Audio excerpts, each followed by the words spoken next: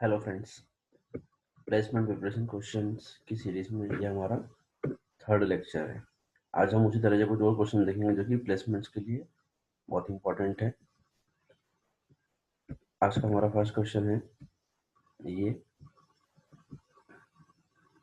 Int P एक हमारा variable है, इंटीजर वेरिएबल है। पी इक्वल्स टू एक इक्वेशन दी गई है, इस इक्वेशन को सॉल्व करना है और उसके बाद जो भी रिजल्ट आएगा वो पी के अंदर जाएगा और देन फिर हम पी की वैल्यू प्रिंट करवाने वाले हैं। तो आप लोग गेस कीजिए, यहाँ पर इस प्रोग्राम को एग्जीक्यूट करके देखिए, ट्राई रन करके देखिए कि क्या आउटपुट हमें मिल रहा है इस प्रोग्राम का, और फिर आप बताइए कि पी की वैल्यू क्या प्रिंट होगी। कुछ सेकंड्स के लिए मैं वेट करता हूँ आप लोगों का। आप इसका आंसर कैलकुलेट कीजिए अपने माइंड में या अपनी नोटबुक में सॉल्व करके भी कर सकते हैं। देन फिर मैं आपको बताता हूँ इसका एक्सप्लेनेशन, इसका करेक्ट आंसर क्या होगा।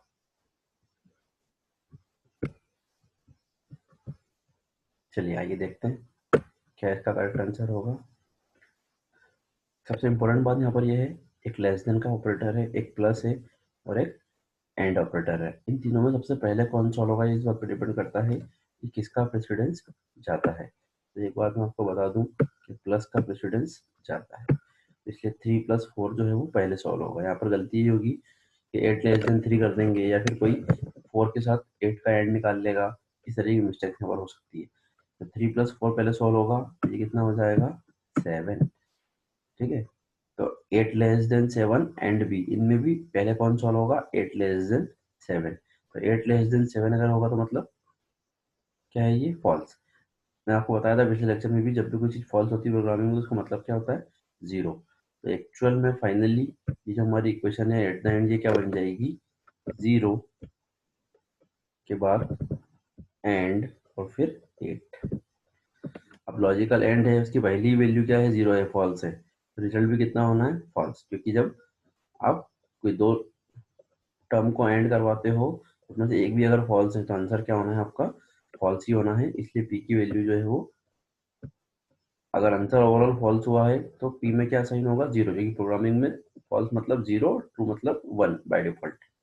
इसलिए पी की वैल्यू यहाँ पर कितनी प्रिंट होगी, जीरो। हम चेक करते हैं कि क्या हमारा करेक्ट आंसर है ये। Yes, option A is correct. Option A कितना है हमारा, जीरो। राइट, जो मैंने आपको भी एक्सप्लेन किया वो यहाँ पर आप रीड कर सकते हैं पॉज करके वीडियो को, कि सेम एक्सप्लेनेशन यहाँ पर बताया गया है। क्लियर है, तो हम नेक्स्ट क्वेश्चन पे जाते हैं। ये हमारा नेक्स्ट क्वेश्चन है इसका। देखिए बहुत सिंपल सा क्वेश्चन है। आई एक वेरिएबल है जिसकी वैल्यू 10 है, उसके बाद आई इक्वल्स टू एक छोटी सी इक्वेशन लिखी गई है, देन उसके बाद आई की वैल्यू को प्रिंट किया गया है। देखिए आई ग्रेटर देन 14, 10 ग्रेटर देन 14 कितना है, 10 ग्रेटर देन 14 है क्या, नहीं है, मतलब फॉल्स। तो कितना हो जाएगा ये, जीरो। जीरो के जस्ट आगे क्या लगा हुआ है, नॉट का साइन। नॉट हमारा एक ऐसा ऑपरेटर है जो कि ट्रू को फॉल्स बनाता है, फॉल्स को ट्रू बनाता है। तो 10 ग्रेटर देन 14 ये फॉल्स है, फॉल्स मतलब जीरो, जीरो। ठीक है, फॉल्स के जस्ट आगे क्या लगा हुआ है, नॉट, मतलब ये क्या हो जाएगा, बना देगा उस फॉल्स को ट्रू।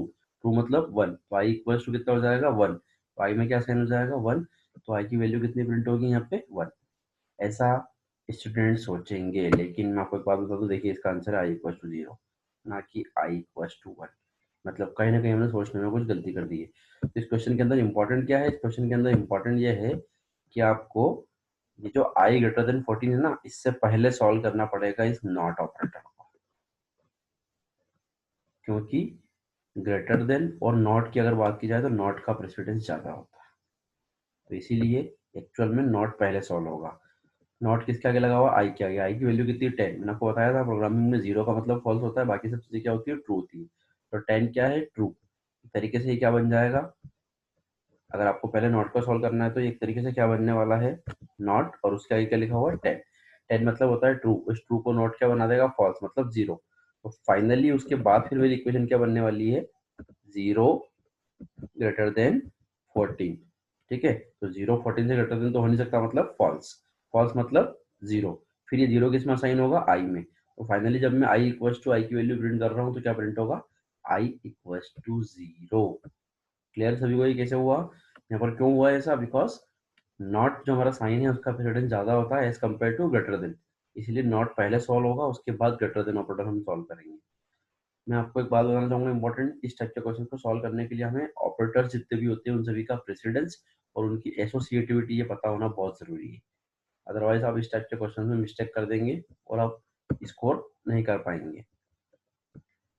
नेक्स्ट क्वेश्चन बहुत ही इजी सा क्वेश्चन है, यहाँ पर बहुत ही सिंपल सा क्वेश्चन, स्विच का क्वेश्चन है। उसमें भी आपको वैल्यू भी डायरेक्ट दी गई है आई की, सिर्फ आई की वैल्यू के बेसिस पे हमें ये बताना है कि कौन सा वाला केस एग्जीक्यूट होगा। तो आई इक्वल टू 3 है, स्विच में यहाँ पर कितना गया 3, बताइए कौन सा केस एग्जीक्यूट होगा, इसका आंसर क्या होगा। तो वैसे जितना मुझे दिख रहा है यहाँ पर सामने, सबसे पहले कंपाइलर अंदर जाएगा, डिफॉल्ट केस मिला उसको सबसे पहले, तो डिफॉल्ट केस चलेगा, तो इसका आंसर होगा 0 और देन उसके बाद आई की वैल्यू 3 है तो 3। तो वैसे मेरे हिसाब से इसका आंसर क्या लग रहा है अभी अपने को यहाँ पर, इसको देखने के बाद सिंगल शॉट में इसको देखने के बाद क्या लग रहा है हमें, इसका आंसर 0 एंड 3। या फिर ये भी हो सकता है कि एरर आए बिकॉज डिफॉल्ट को बहुत गलत जगह पे लिख दिया गया है। डिफॉल्ट केस कहाँ पर लिखा जाता है, एट द एंड लिखा जाता है। जब सारे केसेस हम एंड कर देते हैं सबसे लास्ट में हम सारे केसेस को खत्म करने के बाद डिफॉल्ट केस लिखते हैं। तो यहाँ पे डिफॉल्ट केस को क्या किया गया है, स्टार्टिंग में ही लिख दिया गया है, तो एरर भी आ सकती है। तो दो चीजें मुझे यहाँ पर लग रही है, या तो एरर आएगी या फिर 0 और 3 प्रिंट होगा। तो देखते हैं कि जो मैंने नॉर्मल स्टूडेंट की तरह सोचा क्या वो अप्रोच सही है। गाइस इसका आउटपुट है 3, मतलब कहीं ना कहीं वो अप्रोच गलत है। तो आइए मैं आपको बताता हूँ कि वो अप्रोच कहाँ और क्यों गलत है। ये जो हम सोच रहे हैं कि डिफॉल्ट को यहाँ लिख दिया गया है तो डिफॉल्ट पहले एग्जीक्यूट होगा, वो बात भी गलत है। या फिर डिफॉल्ट को गलत जगह पे लिख दिया गया है तो उससे एरर आएगी, वो बात भी गलत है। बिकॉज डिफॉल्ट एक ऐसा केस है जिसको स्विच के अंदर कहीं भी लिखा जा सकता है, जरूरी नहीं है कि हम उसको लास्ट में लिखें, ठीक है। But as a standard programmer, as a standard syntax, default को सबसे लास्ट में लिखा जाता है। लेकिन अगर आप उसकी प्लेस चेंज भी कर देते हैं, आप उसको पूरा स्विच में कहीं भी लिख दीजिए, चाहे मैं चाहूँ तो केस 1 और 2 के बीच में लिख सकता था यहाँ पर, केस 2 और 3 के बीच में लिख सकता था यहाँ पर, कहीं भी आप डिफॉल्ट को लिख सकते हैं, उससे कोई एरर नहीं आती है गाइस, ठीक है। तो इसलिए डिफॉल्ट में यहाँ लिखने से कोई एरर नहीं आएगी। और डिफॉल्ट कहीं भी लिखा गया हो, एग्जीक्यूट सिर्फ तभी होता है जब जितने भी केसेस हैं स्विच के अंदर उनमें से कोई भी केस मैच ना हो। यहाँ पर हमारा केस 3 मैच हो रहा है, इसलिए डिफॉल्ट एग्जीक्यूट नहीं होगा। तो आई की वैल्यू 3 है यहाँ पर स्विच के अंदर, यहाँ पर आई की वैल्यू 3 है, कौन सा केस ट्रू होगा, केस 3। तो सिर्फ क्या प्रिंट होगा, 3। तो इसीलिए इसका आउटपुट जो आ रहा है हमारे सामने वो कितना आ रहा है गाइस, 3 आ रहा है सिर्फ, ये आप देख सकते हो 3, ठीक है। The default case can be placed anywhere inside the loop, it is executed only when all other case does not match. I hope ये आपको समझ में आया होगा। नेक्स्ट क्वेश्चन है हमारा, ये तो बहुत इजी सा है, इफ और एल्स का क्वेश्चन है सिर्फ, उसमें भी वैल्यू दी गई है पहले से, सिर्फ अगर ट्रू है तो ये प्रिंट होगा, एल्स है तो ये प्रिंट होगा। बताइए इसका आंसर क्या होगा। तो इसका आंसर होगा P0 है, ओके 0 ही दिया गया है, राइट। तो इसका आंसर होगा ट्रू, ठीक है। तो एक भोले वाले सीधे साधे स्टूडेंट की तरह मैंने इस क्वेश्चन के आंसर को क्या कैलकुलेट किया है, ट्रू, क्योंकि इफ की कंडीशन ट्रू हो रही है, इसलिए इफ वाला पार्ट एग्जीक्यूट होगा तो क्या प्रिंट होगा, ट्रू। लेकिन दोस्तों ये अप्रोच गलत है, इसलिए गलत है क्योंकि क्वेश्चन को ध्यान से रीड कीजिए, छोटी सी मिस्टेक हो सकती है। इंट p इक्वल टू 0, ठीक है, ये हमने देख लिया p की वैल्यू कितनी, 0। इफ में ध्यान से देखिए, यहाँ पर p इक्वल्स टू 0 नहीं लिखा गया है, मतलब इक्वलिटी ऑपरेटर नहीं है, जिससे आप ये चेक कर लो कि अगर p की वैल्यू 0 है तो ये प्रिंट होगा। ध्यान से देखिए, सिर्फ एक ही बार ऑपरेटर लगाया गया है, ठीक है, दो बार नहीं लगाया गया है। इसका मतलब कुछ ऐसा लिखा हुआ है। ये हमारा कौन सा ऑपरेटर होता है, सभी लोग जानते हैं इस ऑपरेटर को, कौन सा होता है, असाइनमेंट ऑपरेटर, जिसका काम होता है वैल्यू असाइन करना। तो इससे सिर्फ ये हो रहा है कि p इक्वल टू 0, मतलब 0 को आप असाइन कर रहे हो p में, राइट। तो p में 0 असाइन करना मतलब p की वैल्यू 0 करना, p की वैल्यू अगर 0 है मतलब फॉल्स, मैंने आपको बताया था थोड़ी देर पहले ही। तो 0 मतलब प्रोग्रामिंग में क्या होता है, फॉल्स होता है। इसलिए यहाँ पर हमने क्या किया है, p की वैल्यू को 0 किया है मतलब फॉल्स किया है। तो इफ में अगर 0 लिखा हुआ है इसका मतलब क्या होगा, फॉल्स, क्योंकि 0 क्या होता है, फॉल्स। तो इसीलिए ये इफ वाली जो कंडीशन है ये क्या है, फॉल्स ना कि ट्रू। तो इसीलिए कौन सा वाला पार्ट एग्जीक्यूट होगा, एल्स वाला पार्ट एग्जीक्यूट होगा। और एल्स वाला पार्ट अगर एग्जीक्यूट होगा तो आंसर क्या प्रिंट होगा, फॉल्स। क्लियर है। तो थोड़ा सा केयरफुली रीड करना बहुत जरूरी है क्वेश्चन को। देखते हैं क्या इसका आंसर फॉल्स है, यस इसका आंसर फॉल्स है। रीजन में आपको बताया गया है, यहाँ पर आप देख सकते हैं एक्सप्रेशन के अंदर, ये जो ऑपरेटर है कौन सा है, असाइनमेंट ऑपरेटर है, ना कि इक्वालिटी ऑपरेटर। तो इसीलिए यहाँ पर कंडीशन जो होगी वो फॉल्स होगी। क्लियर है फ्रेंड्स। चलिए आइए अगला क्वेश्चन देखते हैं, लास्ट क्वेश्चन हमारा आज की इस वीडियो का। जैसा कि मैं आपको बता चुका हूँ स्टार्टिंग में ही कि हर वीडियो में मैं कितने क्वेश्चन इंक्लूड करने वाला हूँ, 5 क्वेश्चन इंक्लूड करने वाला हूँ। चलिए इस क्वेश्चन को ध्यान से देखिए। 3 प्रिंटफ यूज किए गए सिर्फ, इससे ज्यादा कुछ भी नहीं। इसका आउटपुट क्या होगा? तो कुछ लोग क्या करेंगे, इसका आउटपुट टिक करेंगे ABSIHA, जैसा कि तीनों प्रिंटफ में लिखा गया है, या तो ABSIHA या फिर ABBSIRHA, इस टाइप से कुछ, या फिर कुछ और समथिंग एल्स, लेकिन वो गलत होगा। तो समझिए यहाँ पे ध्यान से इस क्वेश्चन के अंदर क्या है। प्रिंट एफ, सबसे पहले क्या मिला कंपाइलर को, स्लैश एन। स्लैश एन क्या होता है? मेरा एक स्केप कैरेक्टर होता है लाइन को चेंज करने के लिए, ठीक है। तो लाइन चेंज हो जाएगी और उसके बाद क्या लिखा हुआ है, ए बी। तो सबसे पहले गाइस क्या प्रिंट होने वाला है, ए बी, ठीक है। उसके बाद जब मेरा कंपाइलर नीचे वाले प्रिंटफ में पहुंचा तो उसे सबसे पहले स्टार्टिंग में क्या मिला, स्लैश के साथ बी।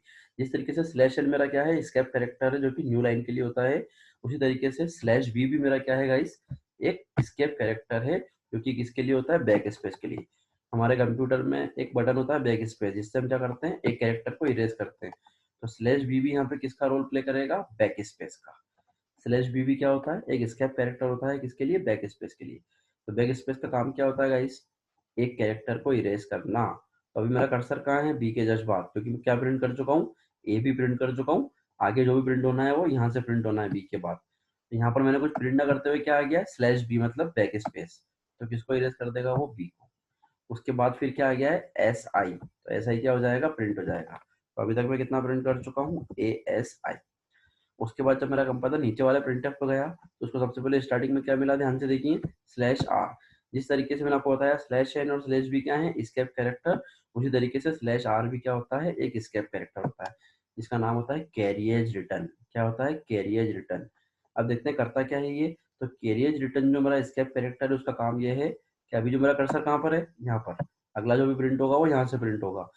तो अभी जहां पर भी कर्सर है उसको वहां से हटा के और फर्स्ट कैरेक्टर पे लेके जाना। अभी आपका कर्सर जहां पर भी है उसको वहां से हटा के स्ट्रिंग के मतलब वर्ड के फर्स्ट कैरेक्टर पे लेके जाना है। किसका काम होता है, स्लैश आर का काम होता है। तो अब मेरा कर्सर कहाँ आ चुका है गाइस, अब मेरा कर्सर कहाँ पर आ चुका है, स्टार्टिंग से हट के ए के ऊपर। अभी तक मैं कितना प्रिंट कर चुका था, एक बार फिर से मैं आपके सामने लिख देता हूँ, ASI में अभी तक प्रिंट कर चुका था। अब मेरा कर्सर लास्ट में मतलब आई के बाद में जहां पर था वहां से हट के किसको पॉइंट कर रहा है, ए को। मतलब अब आप जो कुछ भी प्रिंट करोगे वो कहाँ से प्रिंट होगा, यहाँ से प्रिंट होगा इसको ओवरराइट करते हुए। तो आपने क्या प्रिंट किया, स्लैश आर के बाद HA। तो ये H और A कहाँ पर प्रिंट होगा, इस A को और S को ओवरराइट करते हुए। तो A और S को किसने ओवरराइट कर दिया, H और A ने। और उसके बाद मेरा एक तीसरा कैरेक्टर बचा हुआ था, वो कौन सा था, A और S के बाद I। तो फाइनल जो कंक्लूजन आया है यहाँ पर वो क्या आया है, HAI। तो फाइनल आउटपुट जो होगा गाइस वो इसका क्या होगा, HAI। देखते हैं क्या हमारा आउटपुट करेक्ट है, यस HAI। देख लो आप यहाँ पर एक्सप्लेनेशन के अंदर मैंने बताया है, स्लैश एन मतलब न्यू लाइन, स्लैश बी मतलब बैक स्पेस, और स्लैश आर मतलब लाइन फिट, ठीक है। या इसको हम बोल सकते हैं कैरियज रिटर्न। इसका सही नाम वैसे क्या होना चाहिए, कैरियज रिटर्न। आई होप जो क्वेश्चन मैंने आज एक्सप्लेन किए हैं वो क्वेश्चंस आपको समझ में आए होंगे। इसी तरह के और क्वेश्चंस आपको अगले आने वाले वीडियोस में मिलेंगे। अगर आपको किसी भी तरह का कोई डाउट है, कोई क्वेरी है, तो आप मुझे कांटेक्ट कर सकते हैं, सुमित जैन 9827657501। या फिर आप मुझे ईमेल भी कर सकते हैं, sumitjain130787@gmail.com। क्लियर है गाइस। तो आपको इसी सीरीज में अगले आने वाले और वीडियोस में इसी टाइप के और क्वेश्चंस भी मिलते रहेंगे। Thank you so much.